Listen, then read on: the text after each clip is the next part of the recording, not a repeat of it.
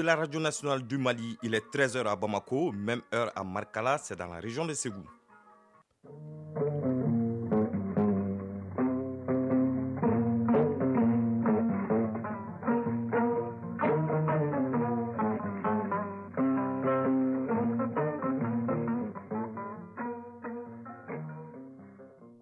Le journal Bemba Sibi. Mardi 3 janvier 2023, bonjour et bienvenue dans la deuxième édition de Mali Actualité, mise en onde par Alima Ouattara. Et la mise en ligne est assurée par Sekou Traoré. Dans les grandes lignes de ce journal, nous parlerons de la première édition du festival sur la cohésion sociale et le vivre ensemble qui prend fin aujourd'hui à Mopti. Lancé le 30 décembre 2022, cet événement avait comme thème contribution de la culture à la lutte contre les extrémismes et au renforcement de la cohésion sociale et le vivre ensemble. Le reportage à suivre dès le début de ce journal. Aider la commune de Lafia dans le cercle de Tombouctou à mieux agencer ses besoins pour une bonne gouvernance, c'est l'idée qui sous-tend la remise du plan d'action 2021-2025 aux responsables de la collectivité par le bureau régional de Action contre la faim. La rédaction du journal Parler a décidé d'ouvrir son panier de bêtisier 2022. Bourama Traoré nous rappelle que dans les tâches d'information et de sensibilisation du public, comme toute œuvre humaine, les incorrections, les redondances ou encore les fautes ne manquent pas. Le contenu du bêtisier à découvrir dans ce journal. Dans la page sport, nous allons parler de la CHAN Algérie 2023. Les 26 aigles locaux devant représenter le Mali sont connus depuis hier. Il sera également question de l'inhumation du roi Pelé cet après-midi. Le résumé de l'actualité sportive en fin de journal avec Siragatou Sissé. Voilà pour le titre, le développement dans un instant. Mesdames et messieurs, une fois de plus, bonjour et bienvenue dans ce journal. Je vous le disais donc dans les titres, le groupe Citoyenneté et Droits Humains et ses partenaires ont organisé du 30 décembre 2022 au 3 janvier 2023 la première édition du festival sur la cohésion sociale et le vivre ensemble à Mopti. Le thème de cette première édition est contribution de la culture à la lutte contre les extrémismes et au renforcement de la cohésion sociale et le vivre ensemble à Mopti. Pendant 5 jours, les festivaliers ont eu droit à une foire de la musique et une compétition de lutte traditionnelle. Boubacar Sankaré nous en parle dans ce reportage. C'est parti pour le festival sur la cohésion sociale et le vivre ensemble dans la région de Mopti. Cette première édition, initiée par le groupe Citoyenneté et Droits Humains, vise entre autres à renforcer l'entente et l'unité dans la région par le rapprochement des différentes communautés et lutter contre l'extrémisme violent. Moussa Léo Tienta, coordinateur du groupe Citoyenneté et Droits Humains. Au-delà de la réponse militaire à l'insécurité dans le cercle de Mopti, la culture se présente comme une arme redoutable, avec la particularité de ne pas tuer ou de blesser, mais plutôt de soigner et de ramener sur le droit chemin. D'où le thème contribution de la culture à la lutte contre les extrémismes et au renforcement de la cohésion sociale et le vivre ensemble à Mopti. À travers animation folklorique, les associations culturelles Guina Dogon et Taptal Poulakou et les Donso ont étalé leur riche patrimoine culturel et artistique et véhiculé des messages de paix et de cohésion sociale. Youssouf Niaré, conseiller gouvernoral de Mopti. Facteur de paix, de cohésion sociale et d'intégration. Ce festival est une occasion d'éveiller et de susciter l'union et la solidarité entre tous les enfants de la région de Mopti. Plusieurs activités sont au programme de cette première édition du festival sur la cohésion sociale et le vivre ensemble qui dure 5 jours. Il s'agit d'une foire commerciale au terrain scolaire de Gangal, de prestations d'artistes et la lutte traditionnelle. Mopti, Boubacar Sankaré et Suleiman Tepsougué pour l'ORT. Le bureau régional de Action contre la faim, en collaboration avec l'Agence de développement régional de Tombouctou, a organisé une cérémonie de remise du plan d'action 2021-2025 aux responsables de la commune de Lafia dans le cercle de Tombouctou. Ce document a pour objectif d'aider la commune de Lafia à mieux agencer ses besoins pour une bonne gouvernance. Les précisions avec Al-Mustafa Traoré. La commune Lafia dans le cercle de Tombouctou bénéficie désormais d'un plan d'action de l'exercice 2021-2025. Cette action s'inscrit dans le cadre du renforcement de la bonne gouvernance initié par l'ONG ACF Action contre la faim en collaboration avec l'ADR, l'Agence de développement régional de Tombouctou. Aboubakrine Touré, maire de la commune Lafia. Le document, il a une importance capitale dans le processus de développement d'une commune parce que tous les bailleurs doivent s'inspirer de ce document pour inscrire leur action de développement au niveau de la commune. Alzuma Abdraman, chef de base ACF Tombouctou. C'est pour permettre au niveau de la commune de Lafia de disposer d'un PDSEC. Et pour que ce PDSEC-là puisse être à mesure de prendre en compte tous les besoins de la commune, tous les besoins des villages de la commune en matière surtout de prise en charge de la malnutrition et de la sécurité alimentaire. Ces documents contribuera non seulement à la commune de prendre en compte toutes ses préoccupations, mais aussi d'insérer la lutte contre la malnutrition au cœur de ses activités. Ousmane Traoré, directeur général ADR. Nous avons passé les 3 mois ensemble. Il n'y a pas eu un seul conflit entre les acteurs. C'était l'ambiance totale. C'était vraiment la volonté de tous pour aboutir à ce résultat aujourd'hui. Tombouctou, Al-Mustafa Traoré, Hassan Haïdara pour l'ORTM. Une année s'achève, une autre commence. Celle de 2022 a été riche en événements au Mali. Comme d'habitude, l'ORTM a fait valoir son slogan « La passion du service public ». Dans cette tâche d'information et de sensibilisation du public, les incorrections, les redondances ou encore les fautes ne manquent pas. Si le linge sale se lave en famille, la rédaction du journal Palais décide d'ouvrir son panier de bêtisier 2022. Découvrons ensemble son contenu dans ce clin d'œil de Bourama Traoré.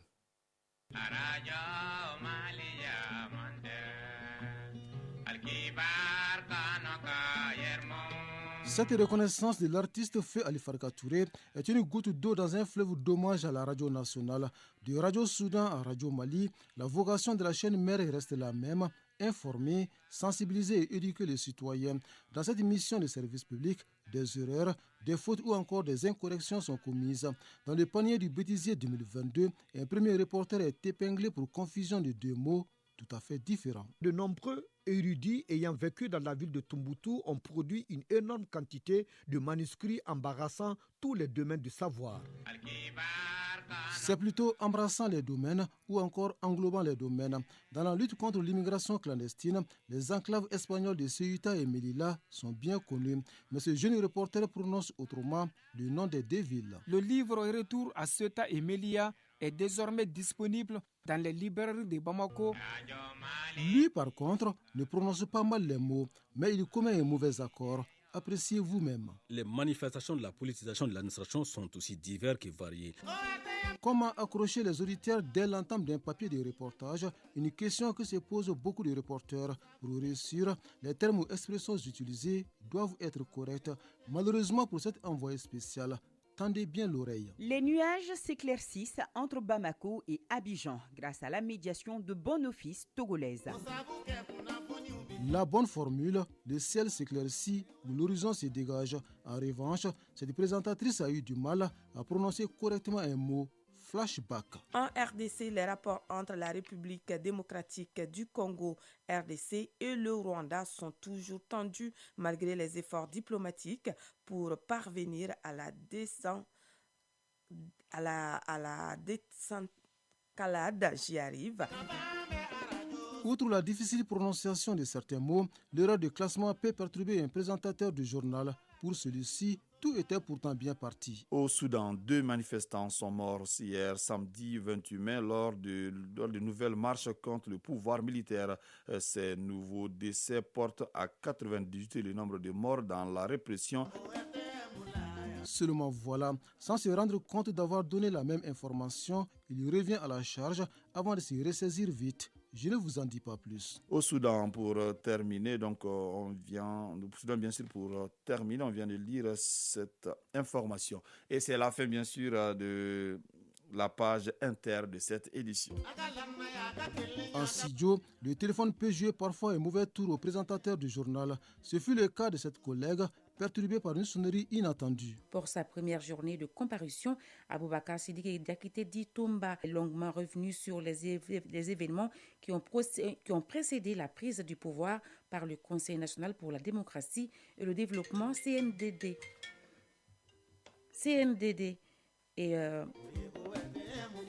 Cet autre présentateur n'a pas connu la même situation, mais s'est plutôt trompé. En voulant souhaiter la bonne fête de Tabaski à la communauté musulmane, il dit « Merci de nous avoir suivis. À toutes et à tous, bonne fête du Ramadan. Au revoir.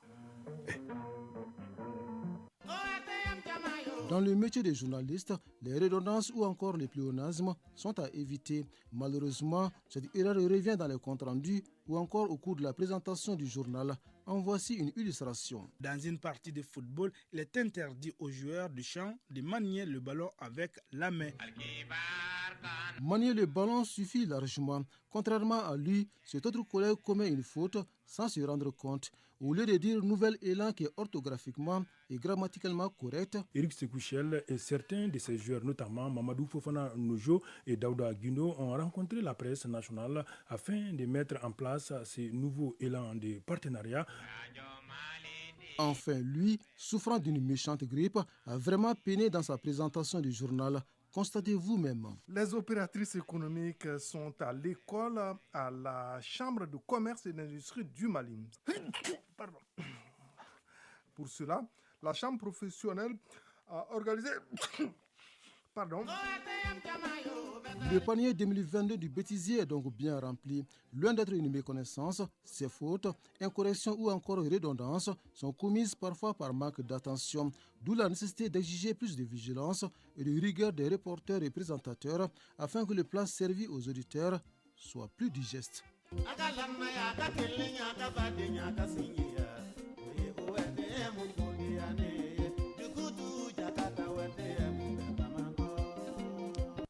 Voilà le bêtisier 2022 par Bourama Traoré. Dans le métier de journalisme, vous avez entendu, les incorrections et fautes sont souvent les bienvenues comme toute œuvre humaine. Mais l'actualité, il est 13h passé de 11 minutes à présent. L'actualité hors de nos frontières.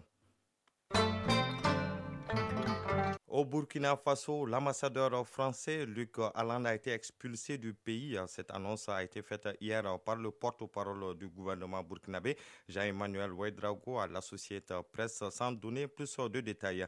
Mais l'ambassade de France s'est refusée à tout commentaire.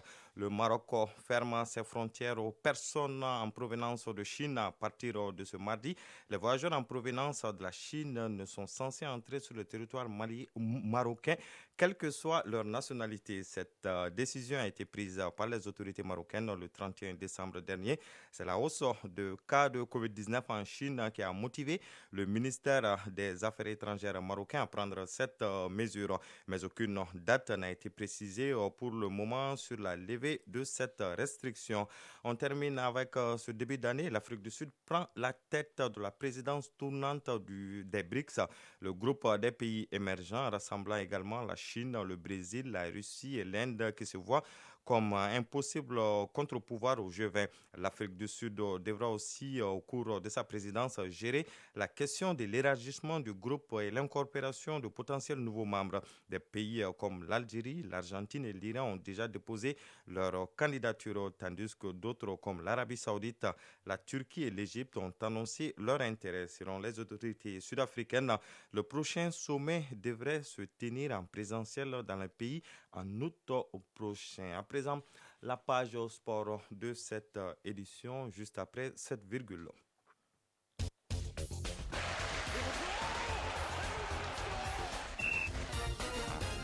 L'actualité sportive de ce mardi, c'est avec Siragatou Sissé. Bonjour Siragatou. Bonjour, Ben Nous commençons par la CHAN Algérie 2023. Les 26 aigles locaux devant représenter le Mali sont connus depuis hier à la faveur d'une conférence de presse. Oui, le sélectionneur des aigles locaux du Mali, Nouhoum Yané, a choisi 10 joueurs de l'ASRL, 8 du Djoliba AC, 4 du Stade Malien de Bamako, 2 d'Afrique Football Elite à feu, 1 de Yélé Olympique et 1 de l'Union sportive de Bougouni. Sur les 26 hommes, 8 étaient vice-champions d'Afrique en 2021. L'équipe quitte Bamako ce mardi pour Tunis afin de peaufiner sa préparation avant de se rendre à Oran en Algérie pour la phase finale du CHAN. Le Mali logé dans le groupe D aux côtés de l'Angola et de la Mauritanie. Le premier du groupe D est qualifié pour les quarts de finale. Première Ligue anglaise, 17e journée. Gros choc ce soir entre Arsenal et Newcastle. Oui, Arsenal, le leader 43 points, reçoit à l'Emirates Stadium à 19h45 temps universel. Et Newcastle, 3e, 34 points. À suivre, Everton, Brighton, Leicester, Fulham et Manchester United Bournemouth. Un mot de la Coupe du Roi, le Real Madrid est chez Cacereño, un club amateur. Choc entre clubs de Ligue espagnole, Barcelone, Celta Vigo et Levante Retafe. Demain mercredi, l'Atlético de Madrid et le FC Barcelone se produiront respectivement sur la pelouse des clubs de division d'honneur Oviedo et Intercity. Décédé le 29 décembre à l'âge de 82 ans, le roi Pelé sera inhumé cet après-midi. En attendant, les hommages affluent des 4 coins du monde. Oui, dès l'annonce officielle du décès du roi Pelé, les messages de compassion et de solidarité se sont multipliés. Légende du football, le roi Pelé restera jamais dans la mémoire des amoureux du ballon rond. Ses exploits et gestes d'anthologie forcent l'admiration et pour l'éternité. Ousmane Daou nous fait parcourir les nombreux messages. Pelé est le seul footballeur de l'histoire à gagner 3 Coupes du Monde. Depuis l'annonce de son décès, des hommages venus du monde entier ne cessent d'affluer. Zagallo, coéquipier de Pelé lors des titres mondiaux du Brésil en 1958 et 62, puis sélectionneur lors du Sacre de 1970, a salué sur Instagram la mémoire du roi avec ces quelques mots: le plus grand de tous. Avant d'ajouter: mon ami, avec qui j'ai partagé tant d'histoires, de victoires et de titres, laisse un héritage éternel et inoubliable. Zinedine Zidane a partagé une photo de Pelé sur son compte Instagram. Éternel roi Pelé, a écrit le champion du monde 1998 en légende. C'est avec une photo accompagnée d'une légende émouvante que le fils de Pelé, Edinho, a partagé sur Instagram son désarroi. Va avec Dieu mon père. L'Allemand Franz Beckenbauer a rendu hommage à celui qui fut son coéquipier dans l'équipe américaine du Cosmos de New York en 1977 en le présentant comme le plus grand de l'histoire. Le football a perdu le plus grand de son histoire et moi, un ami unique.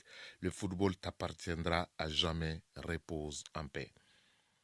Considéré comme l'un des tout meilleurs joueurs de l'histoire, Cristiano Ronaldo a rendu hommage à Pelé, une référence hier, aujourd'hui et demain, a-t-il écrit sur Instagram. Kylian Mbappé a été l'un des premiers à rendre hommage à Pelé, estimant que son héritage ne sera jamais oublié. Repose en paix, roi, a écrit sur Twitter Mbappé. Neymar, de son côté, a écrit sur Instagram: avant Pelé, le football était juste un sport.